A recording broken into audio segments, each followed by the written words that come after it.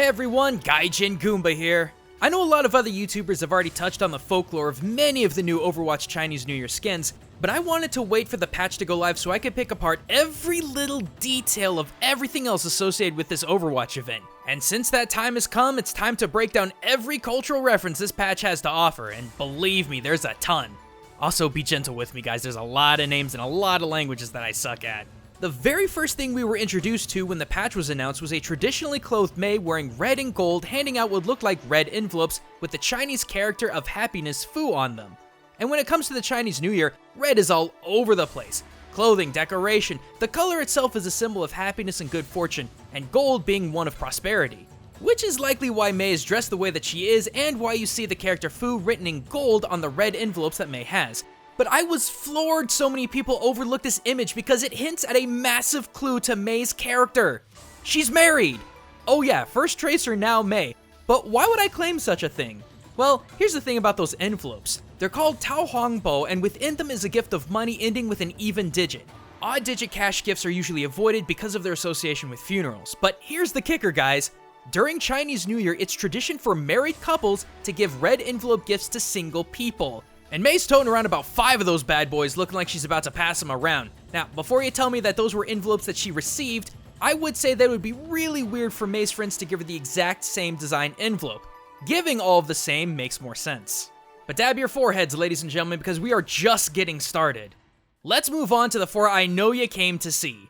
Reinhardt, Roadhog, Winston, and Zenyatta, and their skin connections to the Chinese classic Journey to the West. Like I said, there's a lot of other YouTubers that have already talked about the connections between the skin and the characters, but those connections run far, far deeper than people have explained.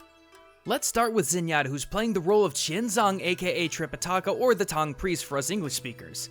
Qianzong was a chief Buddhist monk of the Tang Empire, having abandoned his family to join the Shanghai Buddhist community from childhood.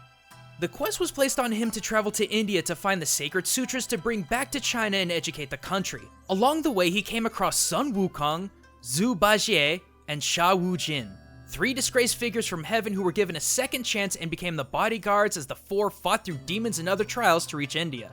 Zenyatta's skin appearance is absolutely one-to-one with Qianzong, but the connection between the two characters is far more than skin deep. Zenyatta also left his family, the Shambali, to undertake his own personal quest to teach the world about Iris Robo-Buddhism, and in his travels he met his own disgraced figure, Genji, who he took under and taught the ways of his philosophy, just like Huangzang. Next is Winston's relation with the legendary Monkey King Sun Wukong. Sun Wukong's tale is lengthy and cool as hell, but let me put it in layman's terms for the sake of clarity. Sun Wukong was literally born from a rock and ended up becoming king of the monkeys after showing his great intelligence and power. However, he got bored with that title and integrated into humanity to expand his knowledge and power. Now, let me go on record in saying that this was one badass monkey.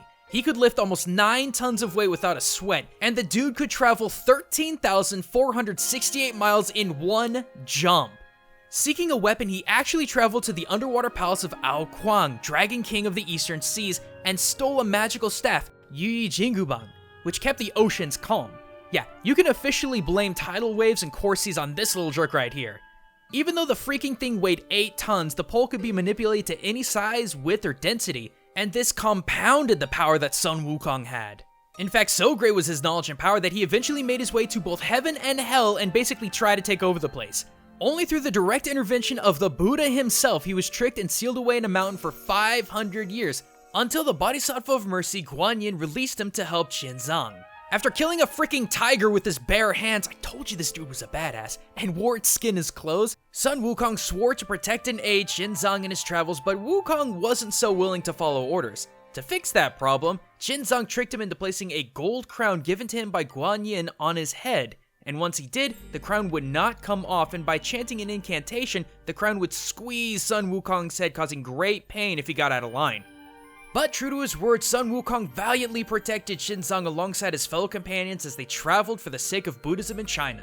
Again, Winston's skin is completely spot on with his folktale counterpart. He's got the gold crown, the tiger skin around his waist, the golden band staff as his Tesla gun, hinted to us in the Antarctic facility by the way, but again, there are so many more connections to Sun Wukong than many people realize. Just like Wukong, who could leap enormous distances, Winston has the ability to leap a good quarter of the map. I mean, the dude has the Chinese character of air on his chest, Michael Jordan be damned. And just like Sun Wukong, Winston was a part of a clandestine group of hyper-intelligent gorillas, but being leaps and bounds ahead of the others when it came to intelligence and power, Winston forewent the role of leader when the gorillas slaughtered the scientists taking the station for their own, and instead created a makeshift rocket wanting to live on Earth and learn with humanity. Similarly, did Sun Wukong leave his monkey pack to be something better, dwelling with humanity. Next up is Roadhog and his connections to Zhu Baijian, or Pigsy in the weird translated English version. Zhu Baijian, meaning pig in 8 precepts, the personal oaths for avoiding moral bad behavior, was a commander of 80,000 celestial soldiers, but was cursed to be a half-pig, half-man banished to Earth after getting drunk and sexually harassing Chang'e, goddess of the moon. You know, Mei's other legendary skin in this event. Sometime after being exiled, he actually kidnapped the Elder of Gao's daughter and demanded marriage. Sun Wukong confronted Zhu, but both he and Xinzang discovered Zhu was actually waiting for the Tang priest to arrive to join him. Thus, he joined the duo and they continued their journey. I suppose it goes without saying that Roadhog, being nearly half-man, half-pig himself, is a shoo-in for the skin, but just like the others, there's so much more. His hook has actually been replaced by Zhu's legendary weapon, the Zhu Shi Dingpa 9-toothed muckrake, and it even has the Chinese character Nang, meaning possibility or can do. While I can't say sexual harassment against Mei is on Roadhog's repertoire of a rap sheet, just like Zhu Baijian, Roadhog had an occupation of both law enforcer and bodyguard while he was still known as Mako Rutledge. And if you want to get technical, he is now acting as Junkrat's bodyguard. Finally, let's talk about Reinhardt's connection to Sha Wu Jin, aka Sandy for us dumb Americans. In Journey to the West, Sha Wu Jin was originally a general of heaven until he destroyed a precious vase, inadvertently or otherwise, to which he was beaten 800 times with a rod and banished to Earth. But that's not the worst of it, because he actually came back as a man-eating demon who collected the skulls of 9 other Buddhist monks around his neck. However, Sha Wu Jin did retain his heavenly weapon, a Yu Ye Chan, basically a double-headed staff of a crescent moon and a sharpened spade. Guan Yin was looking for more companions to aid Xinzang in his travels to India and promised Sha Wu Jin redemption if he helped. Agreeing without hesitation, Sha Wu Jin was transformed from a monster to that of a man, dressed in a Buddhist pilgrim's robe, and his necklace of 9 skulls transformed into 9 Buddhist beads. And despite originally being a monster, Sha Wu Jin has actually been documented as being one of the most kind, logical, and polite members of the 3 Guardians. Reinhardt, similar to Sha Wu Jin, was also a military general before joining Overwatch to fight the Omni Crisis. Reinhardt also wears into battle Wu Jin's pilgrim robe, Buddhist beads, and signature weapon. And finally, though Reinhardt may seem a little too in love with the concept of chivalry, like Sha Wu Jin, he's known as being one of, if not the most logical, polite, and kind members of Overwatch. That alone should make him a logical choice for the skin of Sha Wu Jin. Moving on from Chinese culture and folklore, we got D.Va over here, who was unveiled in another ad for the patch, chiming in the Korean New Year known as Seoul Nal in style. And I'm sure a lot of you are saying, isn't this the Chinese New Year? Why is D.Va so swept in it? Well, simple. Korea shares the same lunar calendar with China. Granted, there are a few rare exceptions that occur every 24 years or so, but most of the time the lunar calendar matches up with the Chinese calendar. In fact, Korea follows the same 12 animal zodiac signs that China does, so to see D.Va celebrating this makes all the sense in the world. But what about her design? What really shouts out Korean New Year to us? Well, first of all, it's an incredibly traditional and important holiday for families. I mean, geez, in 2016, over 36 million Koreans traveled back home to be with their families. Therefore, it's a very traditional time of year when men, women, and children will don the hanbok, the traditional clothing of Korea. Even D.Va herself is dressed in one. And speaking of tradition, her emote, which was teased in the Korea advertising, is exactly that. This layered 2-hand bow is a very specific and customary bow that is done during Chade, a special memorial service on the first day of New Year celebration.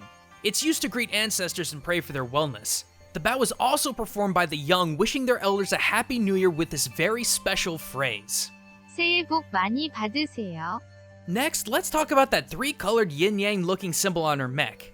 It's actually a popular variant of the Samtaeguk, you know, that interlocking spiral on the Korean flag, but this version adds a lobe of yellow to the mix, symbolizing humanity, to the blue representing heaven and the red representing earth, a symbol of harmony with all creation, and you can find this symbol all over the traditional locations and items of Korea. Lastly, let's talk about this little multicolored bag that we see D.Va carrying around and presenting. It's called a bokjumani, or lucky bag. Korean folks used to believe that a bag with Chinese characters like life, luck, wealth, and nobility brought good luck to whoever held it, but they've also been decorated with other symbols like chrysanthemums and other plants. Nowadays, the bag is used as a sort of wrapping paper for gifts of soap, candies, and other small presents. Anyways, there's a lot more within the Chinese New Year patch, but I encourage all of you to do some digging of your own. A lot of the sprays and alt skins like Junkrat hold a lot of unique history. I also want to give a big thank you to everyone that came out to the unboxing stream, and a bigger thanks to the donators that helped me get all these blasted skins so I could analyze them. But in the meantime, be sure to subscribe to learn even more about the world we live in through gaming, and if you're dying for even more Overwatch content, click those annotations and links in the description for even more cultural analysis videos. But until next time everyone, this is Gaijin Goombah, signing out.